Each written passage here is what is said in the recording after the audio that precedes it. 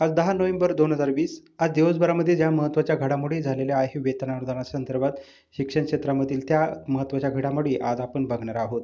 वेतन अनुदान शासन निर्णय शिक्षक आमदारकीनंतरच. तर याविषयी देखील प्राथमिक माहिती समोर आलेली आहे ती आपण पुढे बघणार आहोत. त्यानंतर एस-टी महामंडळाला वेतनासाठी 1,000 कोटीचं पॅकेज मात्र शिक्षण खाते अजूनही अनुदानाच्या प्रतीक्षेत जे विनाअनुदानित शिक्षक आहे ते अजून वेतन अनुदानाच्या प्रतीक्षेमध्ये आहे. मग त्यामुळे शिक्षण खातं आणि एस-टी महामंडळ हे दोन्ही वेगवेगळ्या पक्षांकडे हे खाते आहे. मग या वेगवेगळ्या पक्षानुसार खाते वाटप जे आहे ते झालेलं होतं. मग निधी वाटप करताना देखील पक्षाचा विचार करून निधी वाटप केला जातो का? असा प्रश्न हा मंत्रालय स्तरापासून सर्वसामान्य शिक्षकांना पडलेला आहे. तर त्याविषयी जी प्राथमिक माहिती समोर आलेली आहे ती आपण पुढे बघणार आहोत. तर पहिला जो आज जी घडामोड झालेली आहे की वेतन अनुदान शासन निर्णय शिक्षक आमदारकीनंतरच.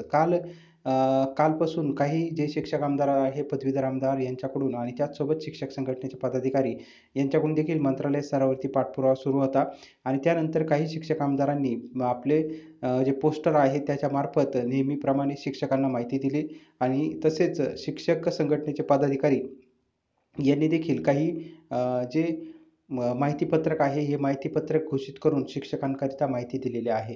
तर यामध्ये सांगण्यात आलेलं आहे, त्या माहितीच्या आधारे आपण ही माहिती बघत आहोत. तर यामध्ये सांगण्यात आलेलं आहे, की शिक्षक आमदारकी घोषित झालेली आहे आणि शिक्षक आमदारकी घोषित झाल्यानंतर जो वेतन अनुदानाचा निर्णय झालेला आहे, त्याचा शासन निर्णय निर्गमित करत असताना जो निवडणूक आयोग आहे, या निवडणूक आयोगाकडून अडचणी येत आहे आणि त्याच्यामुळे शासन निर्णय निर्गमित करण्याचं थांबवलेलं आहे.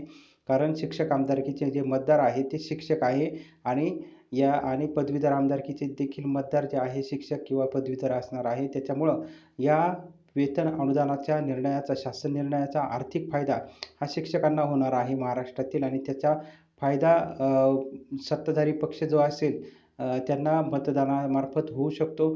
तर त्यामुळे हा जो शासन निर्णय निर्गमित करण्याचा जे ठरलेला आहे तो 1 डिसेंबर नंतर 3 डिसेंबर रोजी जे आहे मतमोजणी होणार आहे आणि त्याच्यानंतर 5-6 दिवसांनी आचारसंहिता उठेल आणि त्यानंतर हा शासन निर्णय जो आहे यथावकाश निर्गमित केला जाईल, अशी प्राथमिक माहिती शिक्षण विभागाकडून देखील काही विविध सूत्रांमार्फत शिक्षक संघटनेच्या पदाधिकाऱ्यांकडून, शिक्षक आमदारांकडून ही प्राथमिक माहिती आलेली आहे. त्याच्यामुळं आता शासन निर्णय जो आहे तो 8-10 डिसेंबर नंतरच निर्गमित होईल, अशी प्राथमिक माहिती समोर येत आहे. त्यानंतर एस-टी महामंडळाला आज अर्थ खात्याकडून 1,000 कोटीचं पॅकेज आहे. ते एस-टी जे ड्रायव्हर आहे, कंडक्टर आहे, एस-टी कर्मचारी जे आहे ते अत्यंत हलाखीच्या परिस्थितीमध्ये त्या कुटुंबाचा उदरनिर्वाह करत होते आणि त्यामुळे काल 1-2 दिवसापूर्वीच जळगाव किंवा या भागातील एका एस-टी महामंडळाच्या कर्मचाऱ्याने आत्महत्या केलेली होती आणि त्याच्यामध्ये आत्महत्येमध्ये ठाकरे सरकार असा उल्लेख देखील केलेला होता की या सर्व यंत्रणेला वैतागून आणि वेतन नसल्यामुळे हा जो आत्महत्या करण्याचं कारण जे आहे ते या सुसाईड नोटमध्ये लिहिण्यात आलेलं होतं आणि त्याच्यानंतर आज पुन्हा एस-टी कर्मचाऱ्यांची दुसरी जी आहे ती आत्महत्या झालेली आहे. असे आत्महत्येचं सत्र जे आहे ते एस-टी महामंडळाच्या कर्मचाऱ्यांमध्ये सध्या सुरू आहे. याला एकच कारण आहे, कारण एस-टी महामंडळाच्या कर्मचाऱ्यांचं बऱ्याच महिन्यापासूनचं वेतन जे आहे ते थकीत आहे. वेतन जे आहे ते दिलेलं नाही आहे आणि त्यामुळे कुटुंबाची मारामार, उपासमार सध्या सुरू आहे आणि हे हाल एस-टी कर्मचाऱ्यांना बघवत नाही आणि त्यामुळे एस-टी कर्मचारी जे आहे सरकारच्या या धोरणाला वैतागून आत्महत्या करत आहे. परंतु हे होत असताना शिक्षकांची सुद्धा परिस्थिती काही यापेक्षा वेगळी नाही आहे.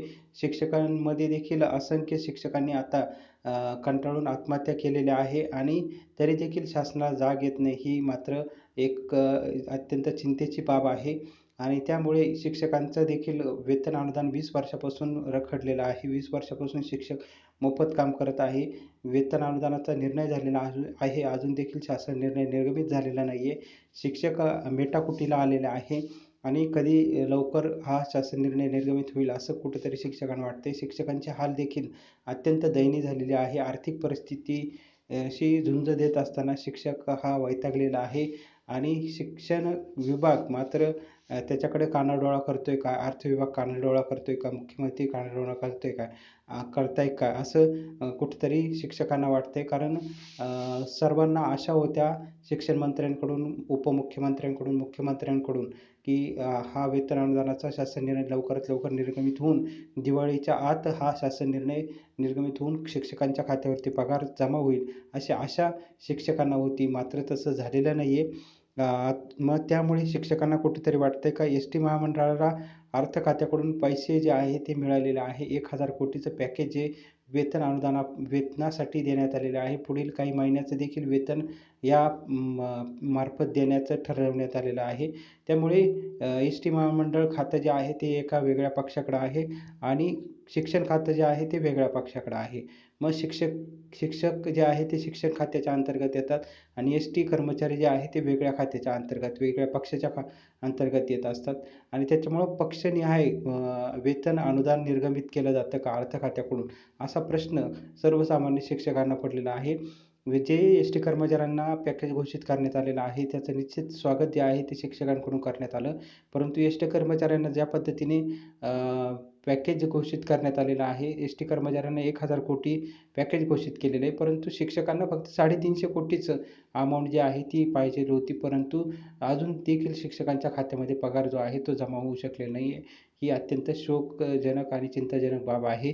त्याच्यामुळे येणाऱ्या काळामध्ये जी शिक्षण आमदारकी येऊ घातलेली आहे, त्या शिक्षक आमदारकीमध्ये सत्ताधारी पक्षाला फायदा होणार की तोटा होणार हेही येत्या काळामध्ये पाहावं लागणार आहे.